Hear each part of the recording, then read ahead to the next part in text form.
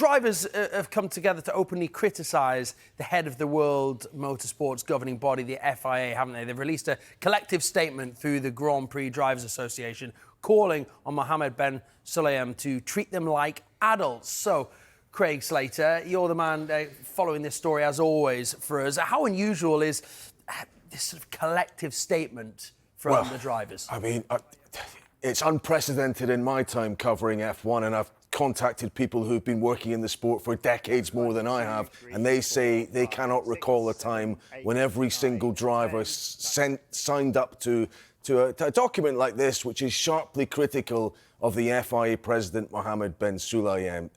It was done via Instagram today. It was on behalf of the Grand Prix Drivers Association, which all 20 drivers are a part of, including Lewis Hamilton and Max Verstappen. And the flashpoint to it all, and the reason why I think it has come out this way, is to do with the punishment given to Max Verstappen after the Singapore Grand Prix, where he swore during the official news conference and was given a community service order, which the drivers themselves felt was an excessive punishment.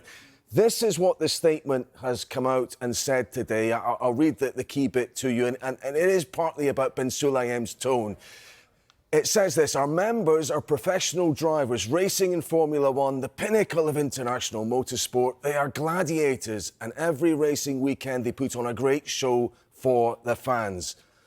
With regards to swearing, there is a difference between swearing intended to insult others and more casual swearing, such as you might use to describe bad weather or indeed an inanimate object, such as an F1 car, which was what Verstappen was guilty of doing, or driving situation. We urge, it says, the FIA president to also consider his own tone and language when talking to our member drivers, or indeed about them, whether in a public forum or otherwise. Further, our members are adults. They do not need to be given instructions via the media about matters as trivial as wearing of jewellery and underpants. Now, that references the long-running saga involving Lewis Hamilton, particularly around his nose stud, where ultimately he had to get a medical dispensation to keep that in.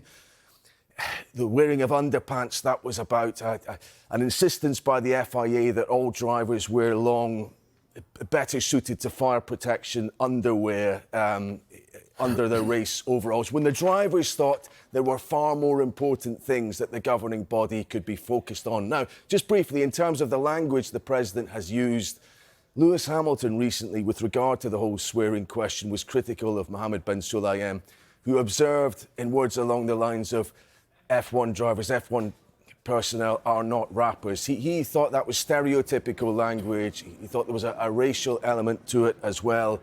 Susie Wolff, in a criminal claim she took in the French courts, was concerned that there was misogyny behind the FIA investigation of her for allegedly leaking information from her F1 role to a team principal, her husband, Toto Wolff.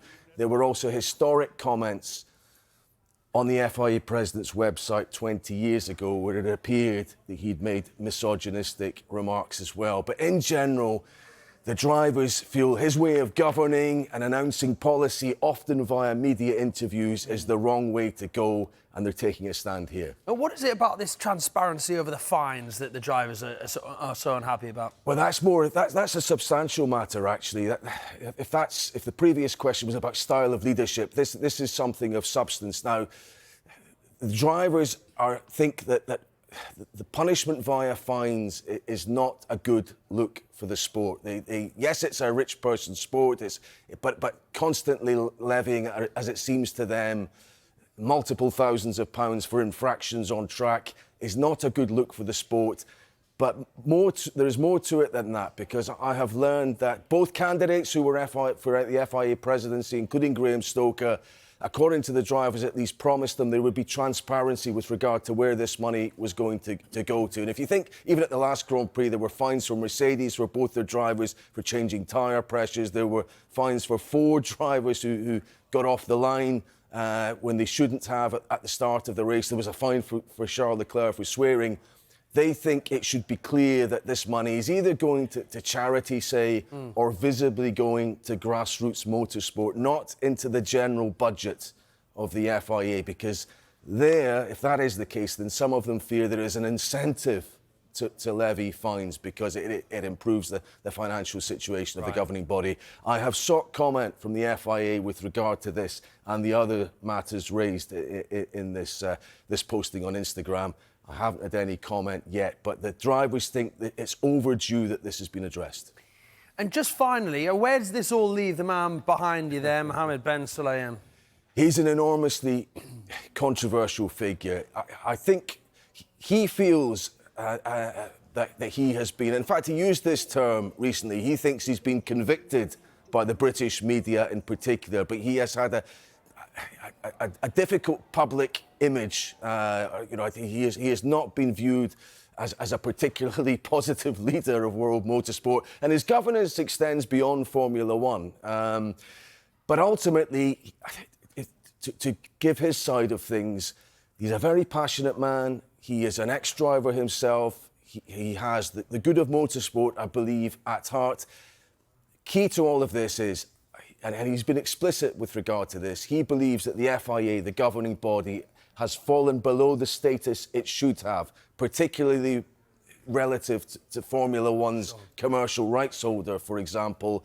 So his, as he would see it, robust presidency and strict enforcing of rules, in a way, is trying to regain some of the ground he believes has been lost under previous administrations. But because he is attempting to confront other stakeholders, you get this friction. And there's been a long list since he took over after 2001 of issues where he has clashed. He commented on the value of Formula One.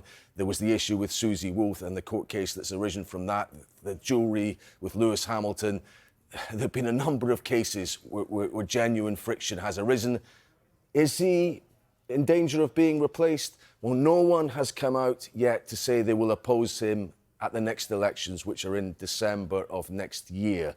He has a good support base amongst the national federations who will elect him.